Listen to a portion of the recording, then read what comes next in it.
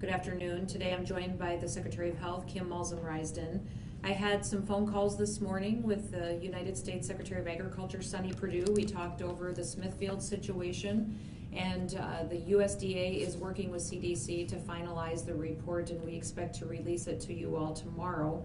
We also are working on personal protective equipment and securing that for this facility. And we've put that request in with FEMA, and also testing supplies so that we can get those resources in place so the facility can open up as soon as possible and start processing. I had a call this morning with our county commissioners as well. That went very well. We had a lot of participation and questions about what they're seeing in their local counties, a lot of encouragement, and also questions being answered on how to implement different things as far as social distancing and enforcing those guidelines in their local areas. I do want to remind everybody of a few facts of what we're dealing with in South Dakota. When in regards to testing across our state, I want to remind everybody that per capita, we are the 18th highest in the nation. We are the second highest testing rate in our region. And it's high because we have found a cluster, obviously, in Minnehaha County, and we're aggressively putting our resources there. We also, as far as hospitalization rates, have 61 currently statewide. And as far as South Dakota deaths per million, we're one of the lowest in the nation.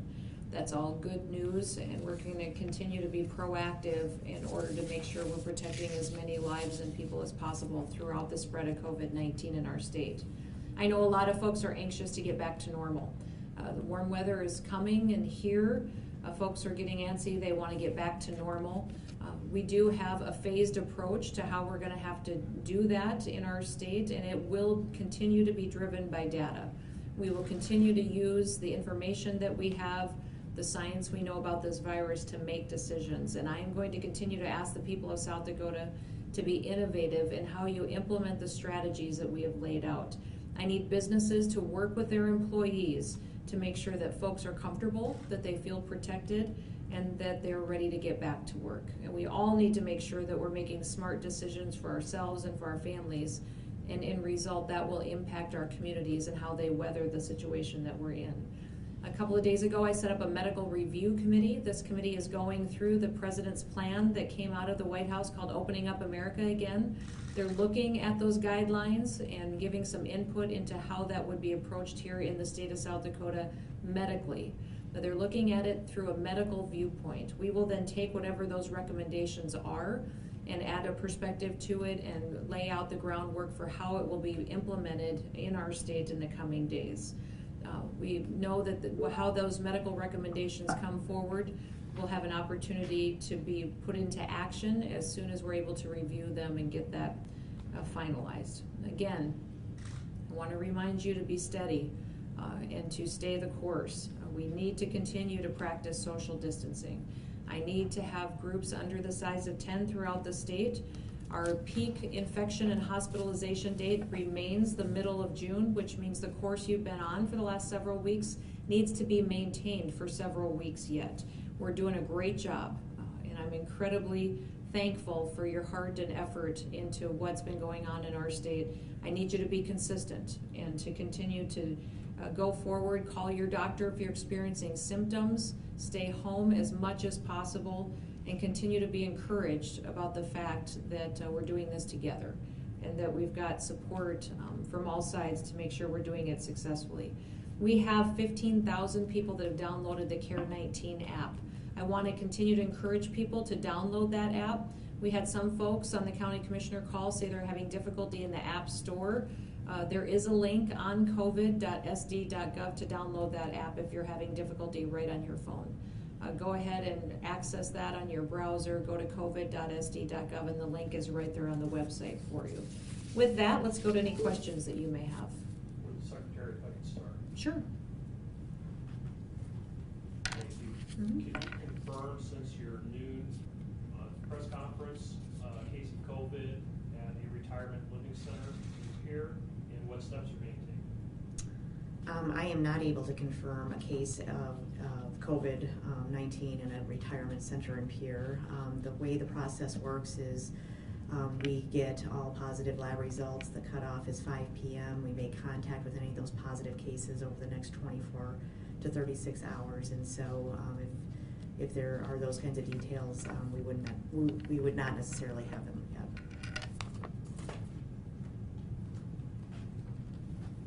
Bob? In terms of the bill that's coming through Congress right now. Okay. From your perspective as a governor, what does it mean for South Dakota in terms of aid to state government? Well, there will be resources in there for hospitals. I understand there will be resources in there for small businesses that they can access some funds to help get them through this difficult situation. What I've been talking to our congressional delegation about and other leaders in Congress was the need for some accountability built in that allows states to use some of these monies for revenue loss. And I don't believe that language is in this bill. And one of the explanations I've given to them is that states are literally on the front line responding to this virus right now. And as soon as the president was on national TV asking the state and asking people to stay home, they did that. He asked us to stay home for 15 days, and without any mandates or forced business closures or shelter-in-place orders in South Dakota, the people of South Dakota did the responsible thing and they stayed home. That dramatically impacted our economy.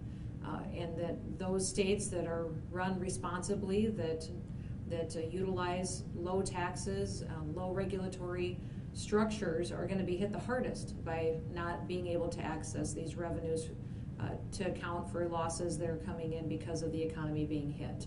So I'm hopeful that they'll give us some language that'll allow us to do that, because I still have to run a Department of Corrections. I still have to run a Department of Social Services. I need to keep my Department of Health going.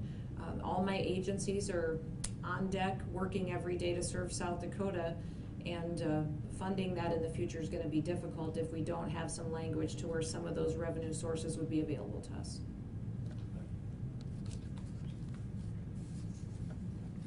I would, Bob, add to that our congressional delegation's been very helpful. They understand, and they've been advocates for us. Governor, this is from Dakota News Now in Sioux Falls. Part of President Trump's guidelines for states to reopen is that they have adequate testing capacity. How much testing would be required for South Dakota to fulfill that guideline? You know, they're leaving some language in there that allows us to determine what that would be. And Kim can give some more specifics if necessary. What I would say is, yesterday I was on a phone call with the Vice President where they laid out all the resources that our labs have, and then we put in requests as well for supplies to adequately run those labs to their capacity, and that's what we're working on securing. So I know that Secretary of Ag's been helping, the Vice President, Dr. Burks, has been on the phone with me several times the last day or two.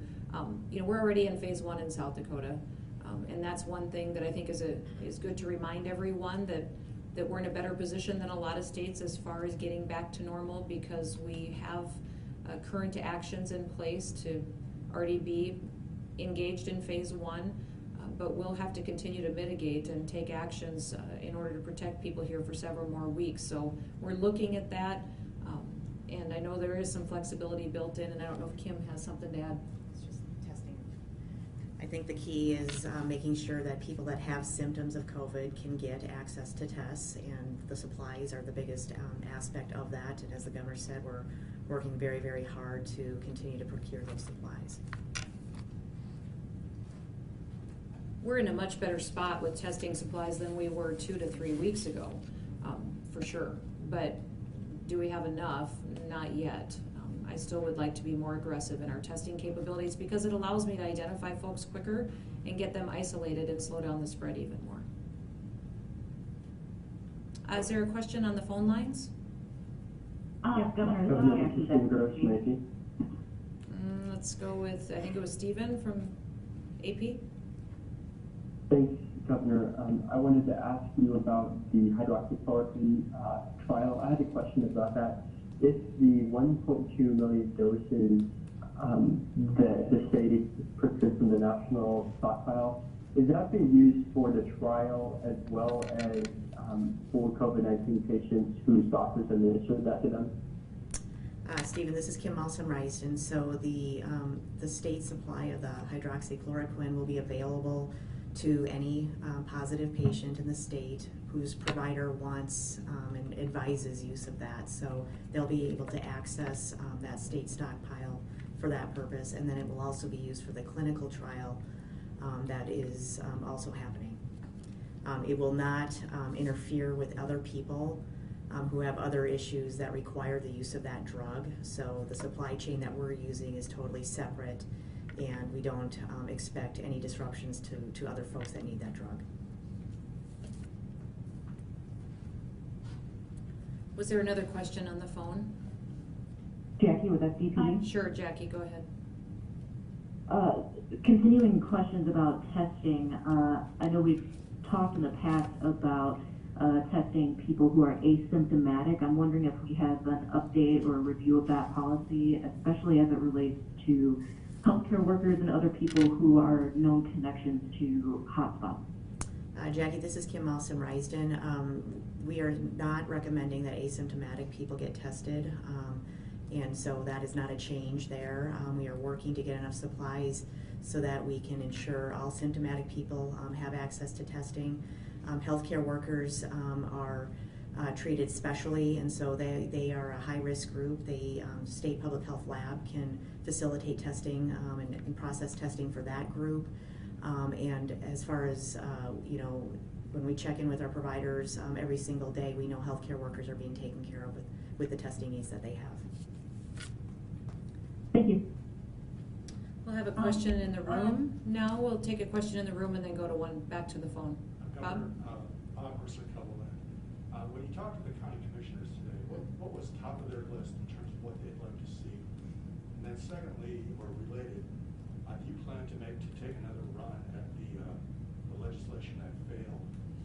They did ask about that. One of Bob's questions is if they asked about the legislation that failed on veto day that was working to give some more tools to county commissioners to utilize throughout the situation we're in. They did ask about that, if we would need to call a special session in order for legislators to come back and reconsider that bill. I haven't had any legislators contact me saying they would change their vote. And so if those legislative leaders want to reach out and let us know, but there's no plans right now to call a special session on that. But there was a couple of counties that were asking about that opportunity. And then other concerns were some of their local parks. They wanted some guidance on game fish and parks, comfort stations, fish cleaning stations, what our plan was for the summer. Some of them were wondering how to address out-of-state travelers. A lot of the same questions we've been getting from local leaders. And we also indicated to them that on the covid.sd.gov website, we do have a toolkit for local leaders that should be helpful to them on some of that. And a lot of the questions had to do with information that is readily available on that website as well. We'll continue to weekly hold calls with mayors and county commissioners because they're extremely helpful to us in carrying the message forward on maintaining the plan and the structure that we have in place throughout the state. And then it's good for me to hear what's happening on the ground in their communities too and see what needs to be addressed and where we can get more resources. Let's go back to the phone. Was there a question on the phone line? Governor, this is Kelda Ferris with the American News in Aberdeen. Up in Brown County, we went from 20 to 27 cases after a couple of days without any. Can you attribute those new positive cases to any kind of source, or what information do you have on them? So this is Kim Malson-Risden. We're currently investigating the new cases up in Brown County. And so we had a question earlier if they were associated with any one particular employer. At this time, we can't say yes or no to that. We have been working very actively with the Dakota beef plant, as we talked about last week. So we had a team that was comprised of Department of Health staff, the Animal Industry Board, and our state veterinarian go and visit with the folks up there, review some of their practices. We were able to share some information that they could share with their workers in the languages that they needed. And so we've done some follow-up with them from there, and we'll also be making contact this week to help support their operation. What kind of contact? So the contact has been both in person and then over the phone, and we've sent them materials and guidance that they can be using in their plant. Gotcha. Thank you. You're welcome. Yes, in the question in the room, and then we'll go back to the phone. So, us normal people will never be able to be as patient as you guys. Do you have a fence? Like, we like fence posts, signs, not an exact date, but in your talking to Vice President Pence and everybody, do you, and with all, you look at all the different manufacturers and people that make supplies, everybody's saying they're ramping stuff up. And I believe, we believe, but is there like a date? I mean, do you know around when? Is it like for realsies now? Like, are they like, okay, so we gave you that date now it's really going to be. I mean, as far as having adequate supplies? Like to go, like to, really punch phase one right in the mouth. Yeah. Get that done. I would say the question is on when do we really feel we will have adequate supplies on the ground in South Dakota? Is there a date in mind? And I would say I don't have a specific date. I am continuing to advocate to everybody that I talk to about the need to have our supply orders filled. We place orders with the IRR. We place orders with FEMA. We also talk directly with the Admiral. We talk directly with Dr. Birx, Dr. Fauci, the Vice President, the Secretary of Ag. And continuously advocate to have all the supplies that we need. And the supplies will vary from testing kits, but then we may one day run short of swabs, and we may run short of reagents in different areas, and we're constantly moving those supplies across the state to make sure that all labs are operating. But we are following the protocols that we have. We've been more aggressive in testing because we've had more supplies, but I'm going to continue to ask for more, because as the virus spreads throughout the state, we will have more demand. I'm anticipating that and want to make sure that we adequately go out there and isolate those individuals as soon as possible. Governor JP from KORN News Radio. Sure, go ahead, JP. We're getting closer to the weekend, and the scheduled races down in the southeastern portion of the state. If they do go on, I'm going to throw out something kind of crazy, but is there any way legally to track those who attend those races to see if they could possibly be spreading the coronavirus? Not that I'm aware of, JP. I think that this is an opportunity for people to make a wise decision to stay home. I think that I've been pretty strong in telling them that I do not want people to go to those races, but I don't have another mechanism to really track if when they leave there, if they could potentially be exposing the virus to other people. And the main reason behind that is because we know that 80% of the people who are positive for COVID-19 will have minimal, if no symptoms whatsoever. So the only way you would know if somebody with certainty was positive was if they actually were tested, and we're not currently actively testing people in the state that don't have any symptoms. Thank you. Other questions on the phone? How about in the room? Good? Okay. Have a wonderful day.